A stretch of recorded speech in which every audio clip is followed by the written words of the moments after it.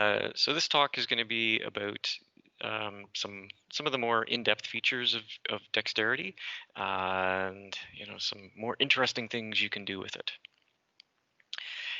Okay, the first one we like to look at is study protocols. So a study protocol. So we looked a little bit the other day that you can set a study for a person, and I think we even looked a little bit into study protocols.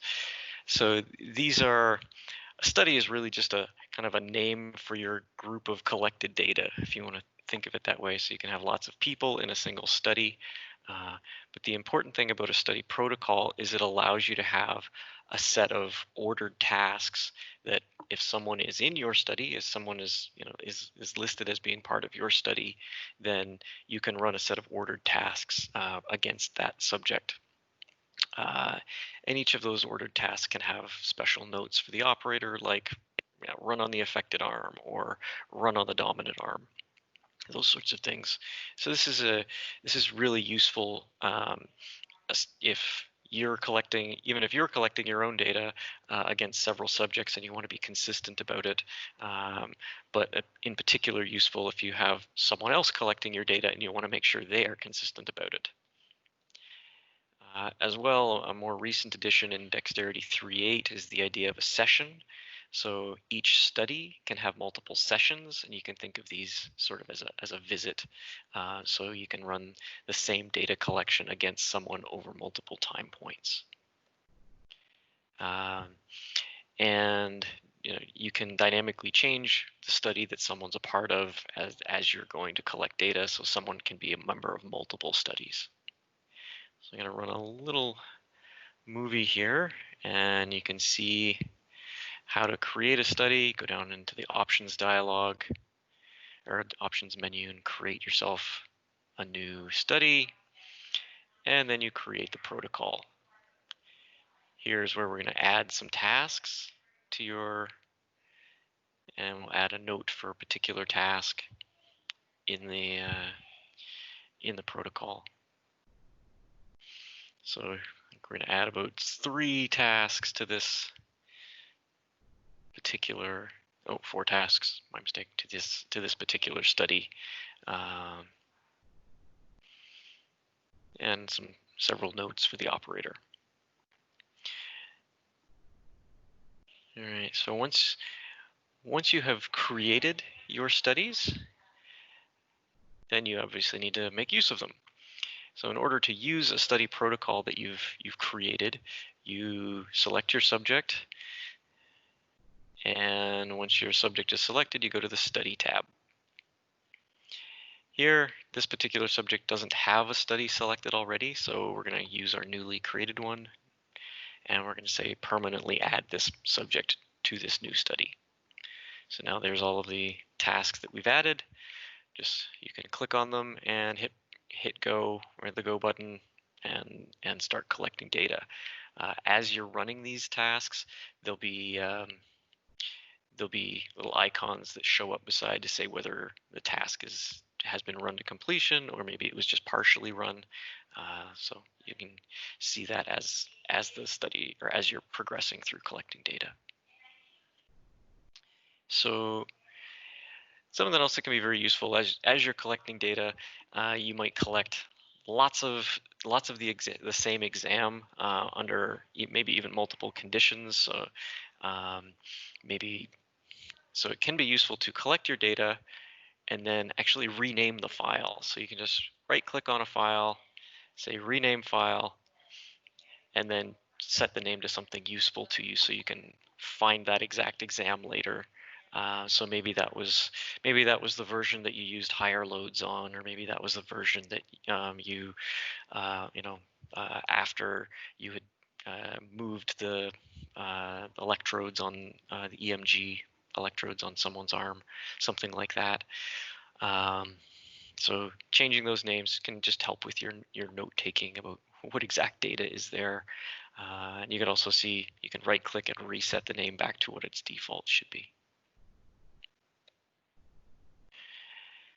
Now, if you need a little more information than just changing the file name, you actually have the ability to set notes on an exam. So you can right click an exam and say add notes, and then just put in a text, write in whatever text you want as a set of notes for the exam. So this is going to be data that's actually available when you're analyzing in MATLAB. You'll be able to find a field, find the notes field within MATLAB. So that can be useful when you're doing your analysis later to say, oh, well, the analysis for this one exam looks really weird. Is there something wrong? And maybe check the notes field at that point for, to say, oh, you're right, this is the exam that I paused so the person could go take a drink of water, and that's why it's strange.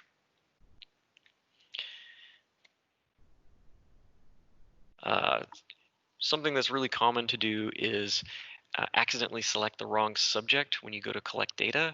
So we'll give you a nice tool so that if you've collected data under the wrong subject, you can move it. So you just need to go find your data that you've collected, and you can either select an exam or the date for that exam and say move all the exams for that date. Select the subject you want to move the exams to, and hit OK. The only thing we're going to do here is we're going to ask you, do you want to change all of the kind of saved information that's encoded in the exam? So, you know, you've moved the data to a new subject. Since you've moved the data to a new subject, should we encode that proper subject's mass and height and that sort of thing within the exam? So, okay. Now, there's lots of ways to export data. So you can export a single file by right-clicking on it, export all the exams from a date by right-clicking on the date. So here we'll say export file from database. And that's going to save a zip file in a folder that you specify. And those zip files are the ones that you would actually take to MATLAB to analyze later. So now we export all of the files for a particular date.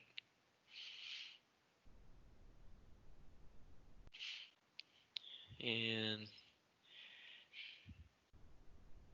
you can also export all of the subject. So when you export an entire subject, and for some reason my movie is now decided it's not going to work quite properly, you can export all of the data for a particular subject, and you can actually anonymize it on export if you want to export full, you know, everything about a subject, but you don't want to put out their name or ID. You can export that to a fully anonymized folder. So here you can see all of the data that we've exported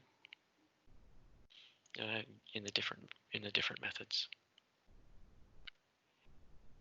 Of course, you might have a lot of data that you've created, and you might want to do a more mass export so that you can take that data, all of that data, to another computer and do your analysis there. So what this kind of more mass export is going to do is create a new database folder that's fully set up to be used by Dexterit-E Explorer. So you can just have that on a USB stick and take it to the other computer and use Dexterit-E Explorer somewhere else. When you want to do your mass export, you have lots of options for filtering. So you can specify, I just want to export all of specific tasks and protocols. You can say specific subjects you want to export, and then or you can filter on subjects based on their age or IDs, that sort of thing. Lots of options there. So here we do a file, export exams, select the types of exams you want to export, and so we're going to get arm position matching and visually guided reaching exams in this export, and here we'll filter and say a specific age range. So you can target the exact data that you want to pull out from your database. So that's going to ask you where to put it, and it'll pull everything out of the database that that makes sense and create that new database folder for you. And here's my export folder, and that's going to have all of my subjects and all of their subject information and all of the arm position matching and visually guided reaching exams for those subjects.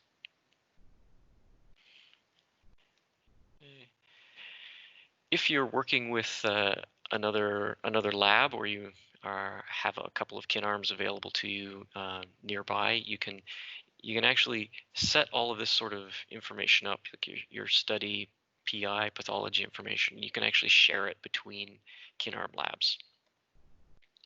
So in that case, you go to File, Export Study PI Pathology, and then you would just go through and set up the exact information that you would like to export.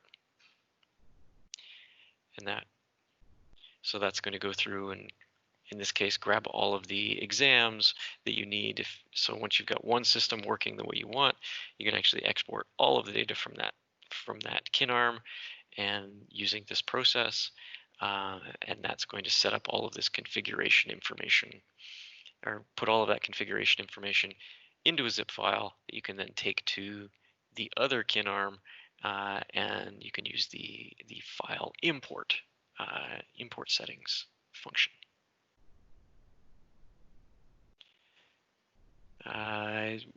When something has gone wrong with your Kinarm, which we hope it doesn't very often,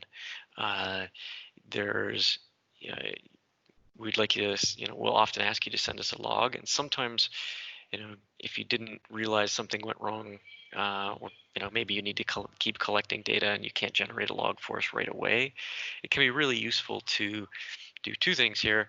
You can actually, each of these error messages we have will have a couple of these little icons on them.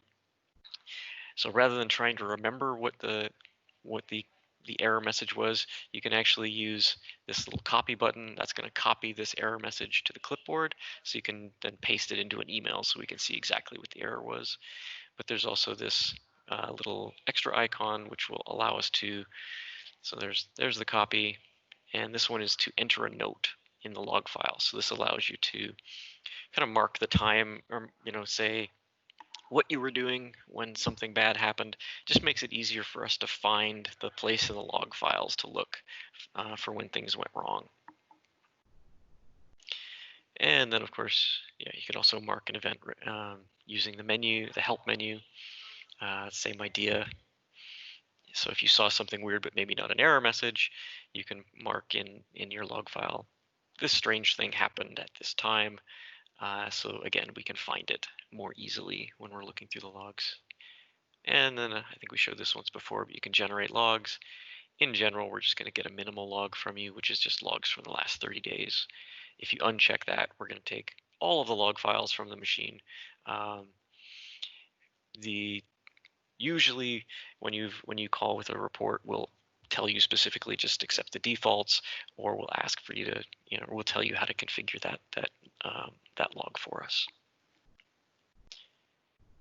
Okay. And the verification mode. So you can set Dexterit-E into verification mode, and this allows you to run the verification task. This is part of your annual diagnostics and maintenance to make sure the system is working properly.